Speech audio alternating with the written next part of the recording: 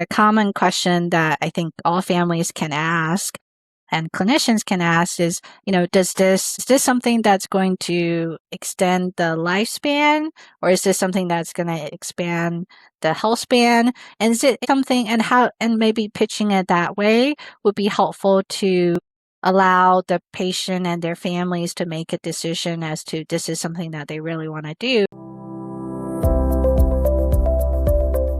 Welcome to the Prescription for Admission podcast, where we help people caring for patients and loved ones with complicated medical needs navigate hospitals, elder care, and the healthcare system so you can gain confidence, clarity, and you can plan ahead.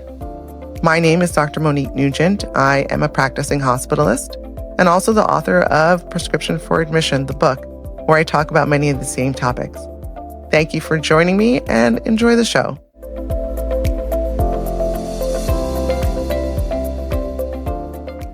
Welcome back to another episode of the Prescription for Admission podcast with me, your host, Dr. Monique Nugent. And today I am joined by Dr. Mia Yang, someone who I have been so excited to have. I've had the opportunity to be on her podcast, and I was just telling her I'm excited, I'm thrilled because she is our first geriatrician. And yeah, I'm a little bit embarrassed to say that a podcast that's about caring for your elderly parents in the hospital hasn't had a geriatrician on. But thank you so much for coming and sharing your time with us today. Thank you so much for having me, Dr. Nugent. And it's totally okay. And I'm honored to be the first geriatrician. There are very few of us. And I think a lot of people still don't quite understand what a geriatrician is and how that is different from your internist or family medicine doctor.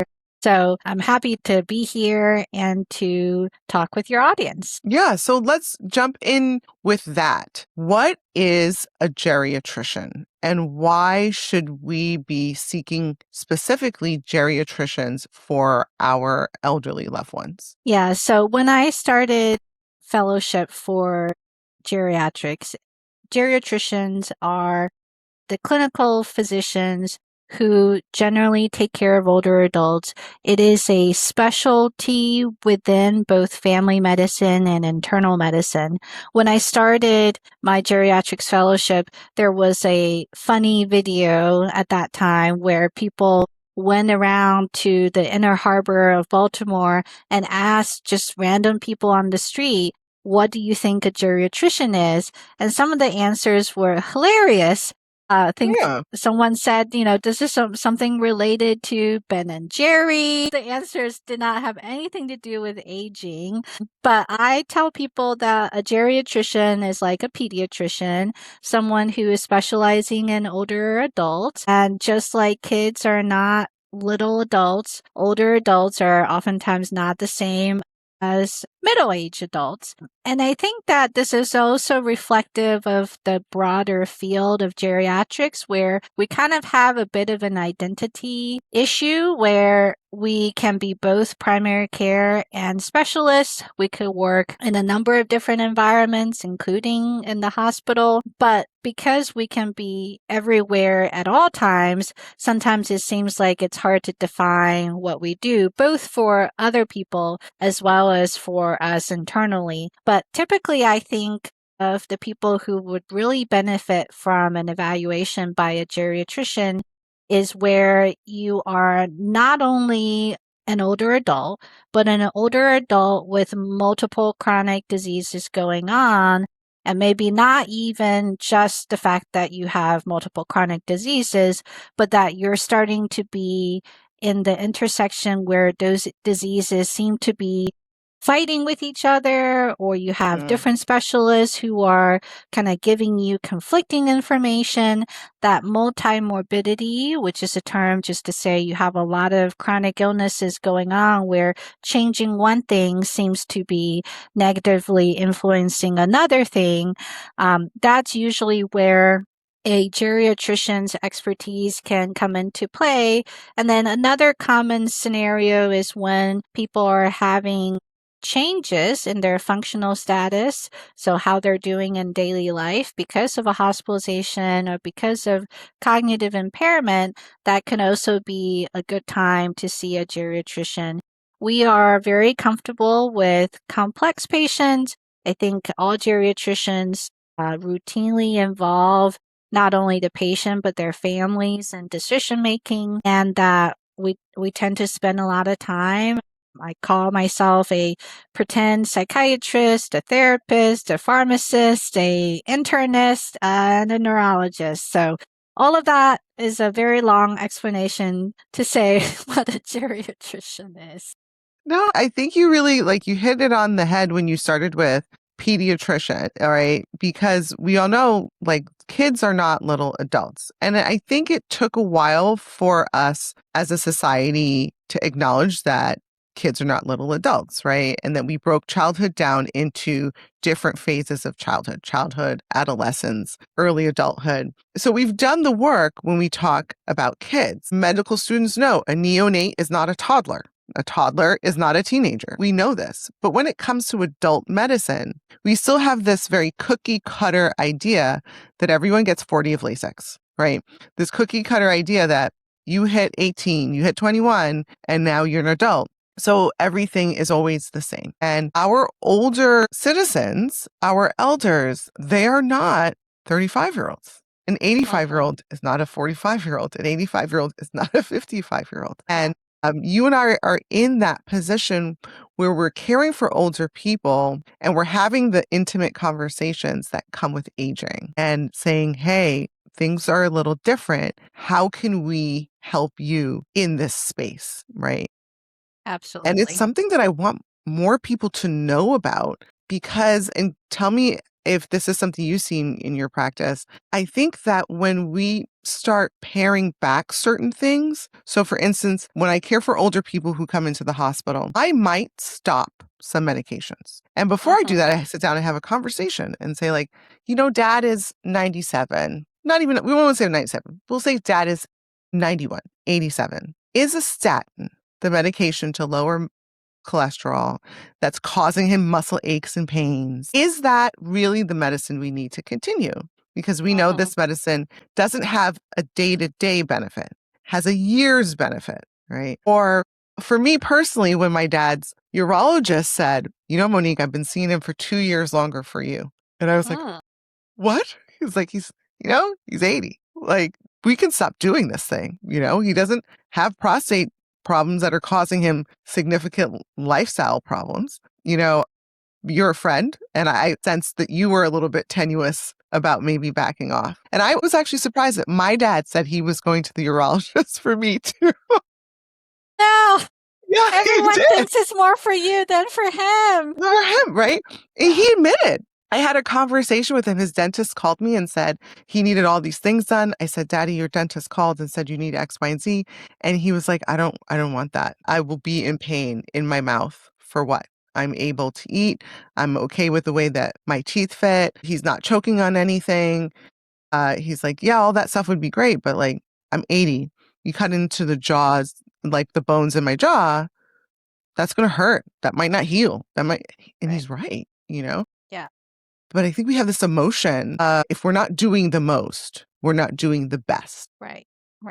The assumption that more is better and that less is giving up. And also to reflect back on what you said earlier, I think one thing that has been challenging for the field of geriatrics is that unlike pediatricians who have very standard milestones for an age cutoff, that actually becomes very different the older you are. Seeing one 90-year-old may be very different from seeing another 90-year-old. So we don't have the same type of developmental or life change milestones that we can apply with the same confidence as pediatricians do. But I think this is also where, the field of geriatrics is very nuanced, and we like nuance, we like complexity. And so knowing that as we get older, not only is our body changing, our bodies are metabolizing medications at a different rate compared to when we're younger. processes that may have worked for us in the past is no longer working for us. So medications is a big part of that. And then also, I think as a medical system at large, we have a very hard time as well as a difficult accuracy of predicting prognosis or longevity. And it's Mhm. hard for us to say, well, it's hard for us to call out kind of the elephant in the room, which is that we all die at some point, and that, how many years of quality of life remains is something that I think most physicians are probably uncomfortable predicting because one, they don't want to be wrong, and two, they don't want to offend the patient somehow. But sometimes that is an important question and discussion in terms of stopping medications or potentially not going full course with the most invasive procedures and surgeries. And I like to tell my patients that the medical system is designed to keep you alive for as long as possible. And this train is going to keep going unless you actively make a decision to stop. And so I think it's nothing against the physicians and the other healthcare professionals who offer these things, because they're kind of in the routine of offering this to everyone. But I think most families don't know that they have the power and the understanding to say, well, this is not in line with my goals. This is not in line with, how aggressive I want to be. And some families are better at that than others, but this is definitely an important aspect of the conversation. Yeah, you hit on so many really great things. We are really bad, you're right, at prognosticating. I don't even like when people ask me how many days are going to be in the hospital. Like, I don't even say like 3 or 4. I give milestones. I say, we need to have, like get you eating. We need to get you on certain antibiotics. And I need to know that like that wound is healing, right? I give milestones because you're right. It is uncomfortable if I say 3 days and they're here 6, right? Uh-huh. And so, how would you suggest to the physicians listening to have that conversation around prognosticating? Because we all, I think, do it in our heads and our hearts a little bit when people come in and we'll say, geez, like that's a lot for a fill in the blank age, right? For like Uh-huh. do we really want to be doing this at 91? Do we really want to be doing this at 88? But then the conversation is difficult Uh-huh. because you feel uncomfortable. You don't want to take away people's hopes. And then baked into relationships, again, you said the idea that doing the most means doing the best and doing less means giving up. And people do see it like that. To some families, yes, Yeah. absolutely. Yeah. Yeah. Yeah, no, I think that's a really great call out. And there are important considerations when it comes to prognosticating. I think one thing I want to be very clear is that age really is just a number. Even as we get older, one 90-year-old is maybe, playing tennis on the weekends, while another 90-year-old might be sitting in a hospital bed, not able to really do much for himself or herself.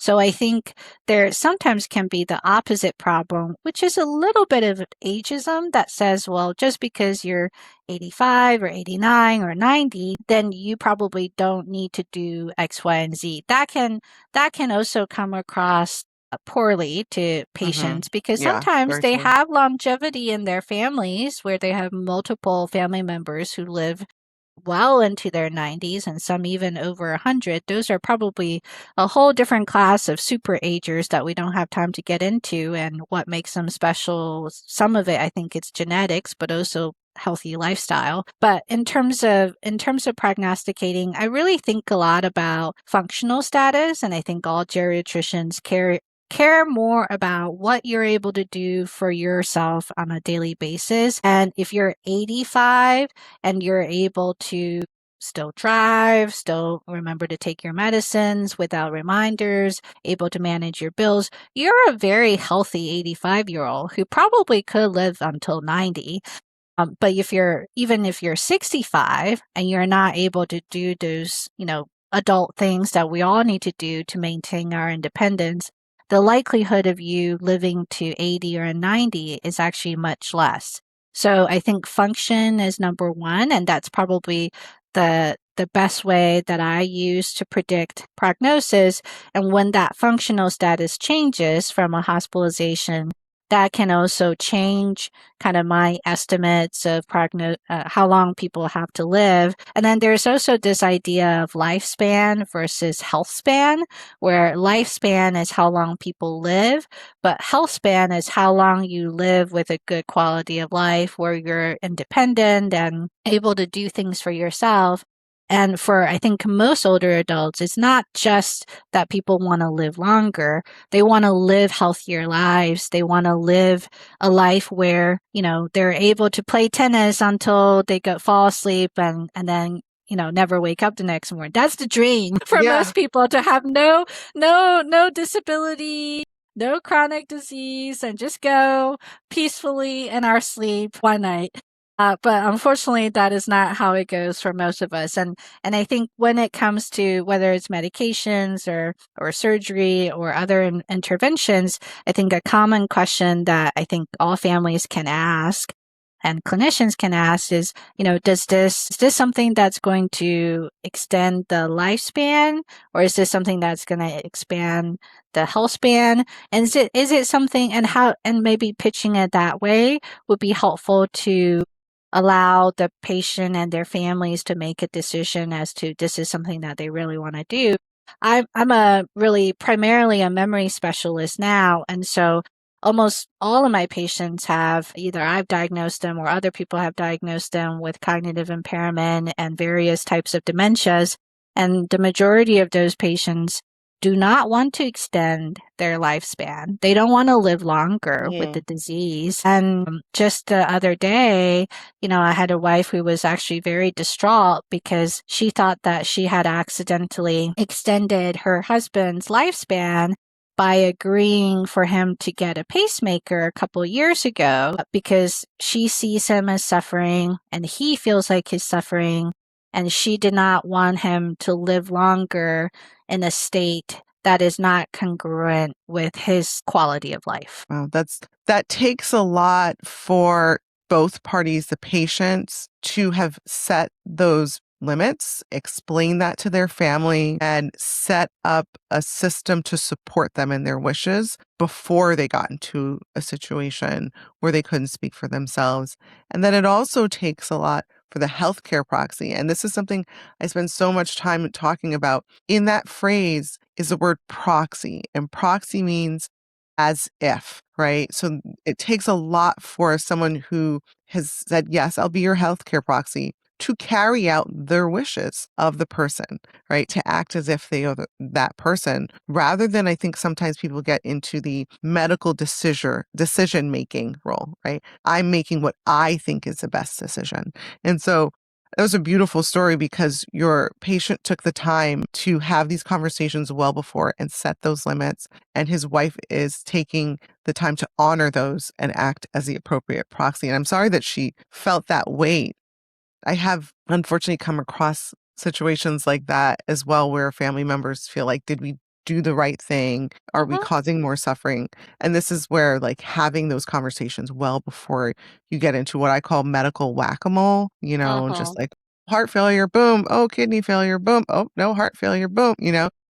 Have those conversations before, because you want to be honored and you want to give people clear direction. Something else you touched base on is functional status changes after a hospital stay. And again, this is the podcast about hospitals. I'm a hospitalist, and that is something that I really see families struggle with. I tell people it's going to take a while to figure out what the new baseline is when you have an elderly person who's discharged from the hospital and they say, well, dad does X, Y, and Z. My aunt is able to, garden, drive, all of these things. I say, okay, but it's going to take a while to find out what the new baseline is. Like, are we going to get back to that? And that is something people kind of really struggle with. And I understand why, because unfortunately, elder care can be very crisis centered, right? Someone was doing fine at home, something happened, they fell down. We have this crisis. And when everything is kind of like periodic, you think we'll get back to where we were. but Uh-huh. it may be difficult. And I like that you said that after a hospital stay, reassessing functional status is important. When would you or how would you suggest families go about that reassessment of functional status? Because I don't think there's a clear when, right? Like Right. there's no like hardcore 6 weeks. A lot of it might take weeks or even months to come out to where someone is now going to be able to function. Right, right, absolutely. And I think it also really depends on what's going on to the person, to mom and dad, before the hospitalization. So again, using the example of dementia, for example, I have so many patients who have very mild symptoms of memory problems before a hospitalization, and then there seems to be a more permanent change for the worse in terms of their functional status after a hospitalization. And it is very difficult for families to understand why that is happening. And I really think it's coming from a brain or a body, a system that really doesn't have a lot of reserve. So as we get older, we really have less ability to recover or rehab compared to when we were younger. And so even mild changes to the equilibrium can really throw off an older adult. And just as you said, Yeah. Dr. Nugent, it can take quite a while for someone to recover, and sometimes they don't recover. So like you said, I don't think there is a particular time, but I probably would give an older adult a couple of months to really see what their new baseline is. And sometimes people actually don't have a couple of months where they're out of the hospital before they're Yeah. back in the hospital again. And that's a whole nother conversation. When that starts happening, I feel like that's bordering on sort of this vicious cycle where people are in and out of the hospital, and every time they come out, they're not the same, and the cycle keeps repeating. I think it also really depends on whether someone has delirium in the hospital. And I know delirium is something that is poorly understood both on the patient side and on the healthcare clinician side, in the sense that it's not just one thing that can cause delirium, it's multiple things. I think from the perspective of a family member, I really think about the people who are older, people who have already mild or underlying memory changes. Those are the folks who are most likely to get this delirious episode in the hospital. And we used to think that delirium is reversible, meaning, after people get better and out of the hospital, this is a temporary condition that gets better and people get back to their baseline. But more research has really shown that delirium is not always, oftentimes not reversible, and that every delirious episode becomes like an additional hit to the brain in terms of overall function and overall cognition. So I think identifying what delirium is would be helpful for families to know, as well as, what are some strategies to address that. Yeah. Wow. That delirium thing. So there's been like 3 different things you said that I'm making notes that you have to come back. Okay. Because I spend so much time talking about delirium, and not just on the podcast, but in real life with my patients and their family members. And it is a scary experience for families. It is a scary experience for us as clinicians. We may not look like it because we see so much of it that it may seem to us like we're not, to you, like we're not as, flustered. But trust me, when my patients become delirious, I am very concerned. And I know that it's going to contribute to that decline, that stepwise decline that we see with people over time when they have that cycle of hospital stay after hospital stay after hospital stay. And then let's not forget the rehabs. I don't know if you remember the article a few Uh-huh. years ago, Rehabbed to Death in the Uh-huh. Times, Uh-huh. right? Because it turns into hospital rehab, home maybe 48 hours, hospital Hospital, rehab. rehab, hospital, hospital, rehab, home, just kidding, rehab. You know, it's It's a cycle. And we see patients really suffering then, and their family members also, caregivers are also suffering because you don't know how to break the cycle and you're hoping the delirium will go away. You are concerned about the delirium. And then you have a hospitalist like me saying, the best thing for this delirium is to not be here. And you're like, what do you mean? I can't take them home. They're delirious. And then I say again, but trust me, the best thing is just not to be here. And that's a scary thing, right? So you call your family practice who says, yeah, the best thing for delirium is not to be there. So what do? Go to rehab, right? And it's this cycle. And I really struggle with how we as a society have not built a system to care for our elders. And that is reflected in healthcare, right? Because we don't have a safe place for people to land. So it all gets put into the healthcare system that, as you started the conversation with saying, we'll keep you alive, we'll keep you on this train, right? We'll put you on the vancomycin train for as long as the vancomycin train is running, right? And we have not figured out yet how to stop the train, how to reroute it, what is an appropriate exit. And it's something that like emotionally I have a hard time with. So yeah, and it's not just you, because certainly I have felt those similar discomforts when I did hospital medicine, where I would have patients who are still very delirious. And let me just go back and define delirium. This is usually a fluctuation in someone's attention and awareness, where one day they're normal, the next day they're hallucinating, seeing bugs, or that they're very agitated, where usually they're nice and calm, and the sweet old lady suddenly starts cursing like a sailor and trying to hit the nurse. That's a pretty active form of delirium called hyperactive delirium, where everybody and their moms down the hall in the hospital will know about it. The more difficult delirium to identify are the folks who are hypoactive, meaning they look like they're just kind of sleepy. They may have times when they wake up a little bit, but then you think, well, maybe they're just tired from being in the hospital, so you let them sleep.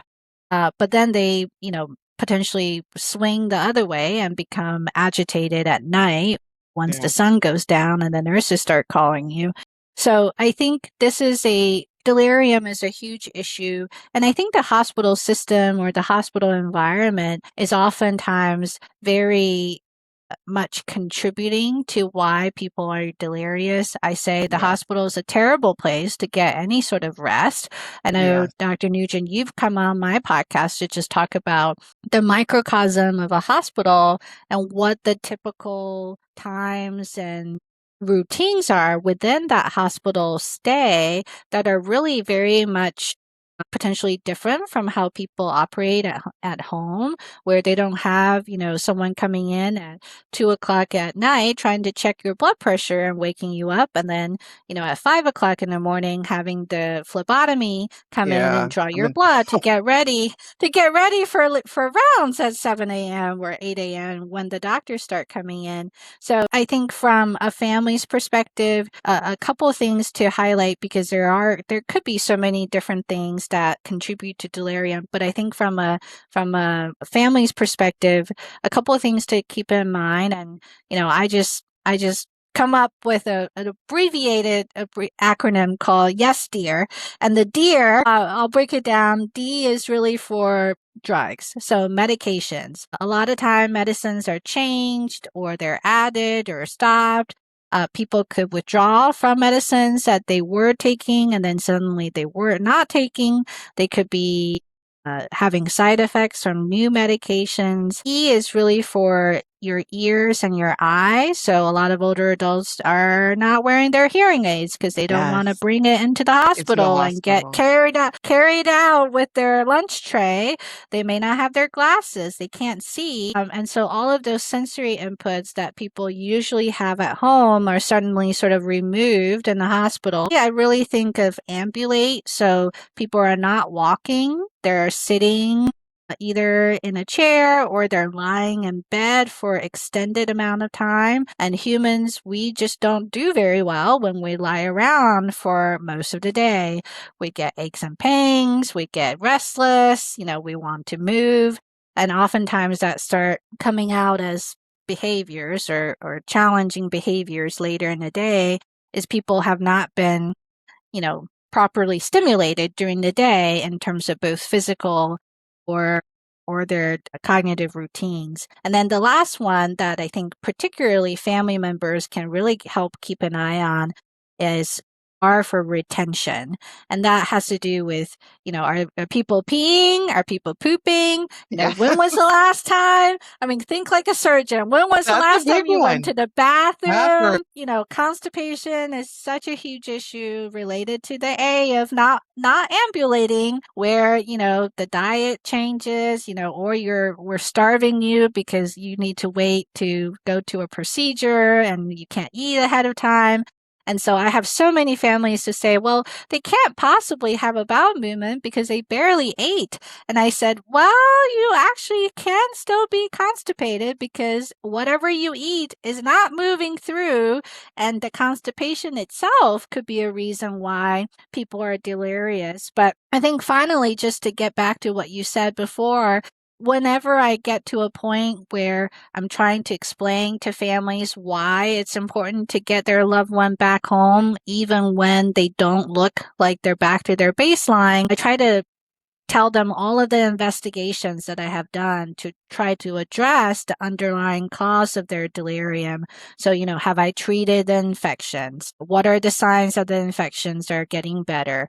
Have I looked at, have they had a bowel movement? Are they able to eat? Are they alert and seem to be able to hold that attention during the day? Have we made good plans in terms of their medications? Do you as a family member know what it is that we change and why we change them? And then sometimes after, excluding all of those things, what is left is really just kind of time and this very uncomfortable situation of waiting for the delirium to clear up. And then it becomes, yes, the best place to get rest is back home, not staying in the hospital.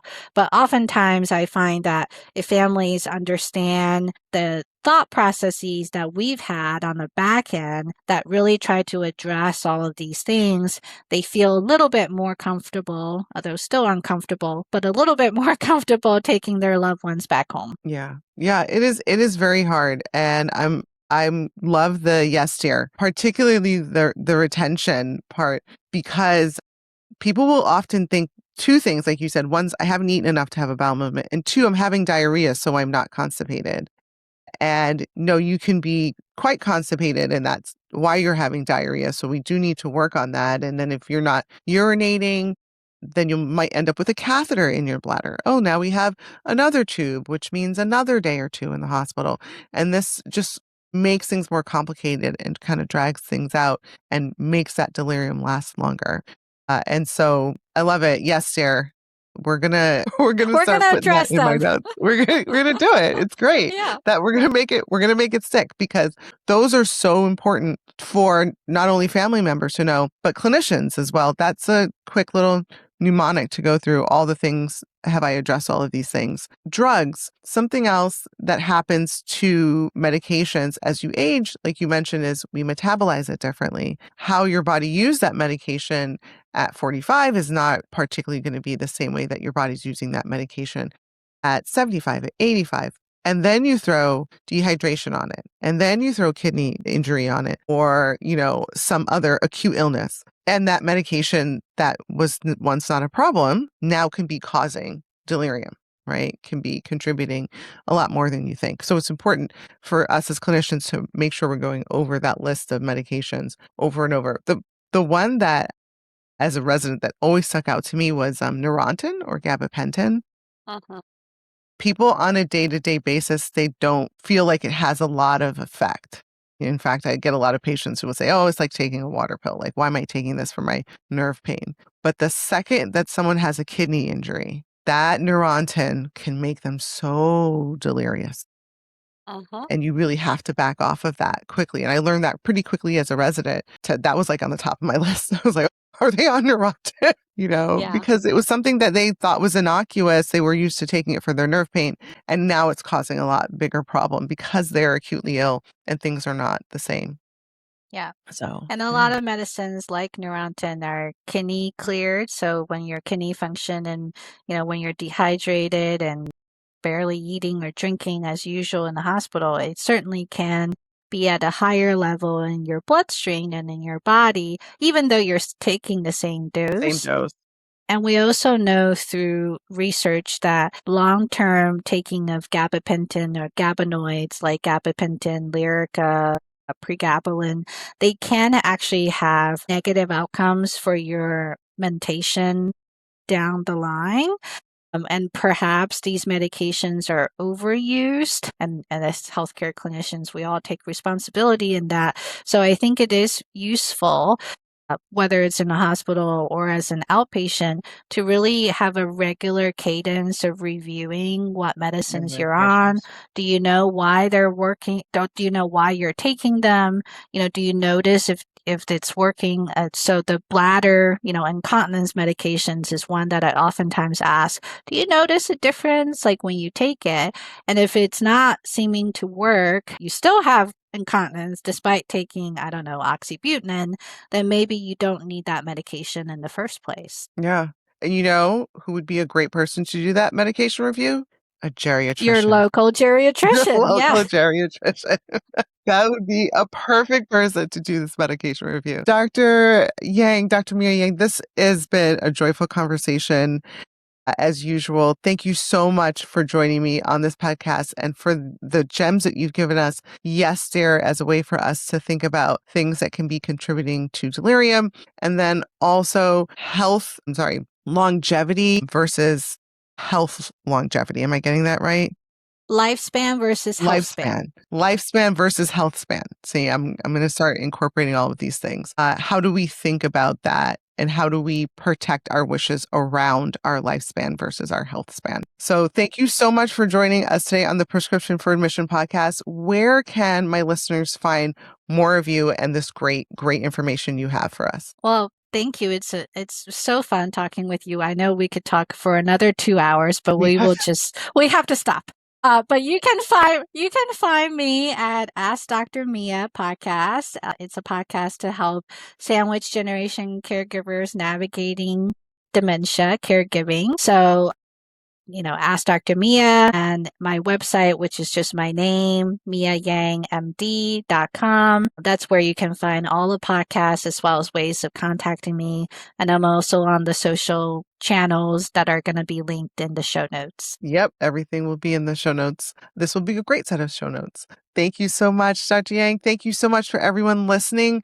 Please, if you enjoyed this episode, I'm going to ask you to go back and listen to this week's quick tip, because this is 2 episodes we do a week. Quick little 10-minute soundbite for you to get a high yield piece of information. And then also a longer spot like this where we talk more in depth about topics that are really important for caring for your loved one, your elderly loved one, through an acute hospital stay.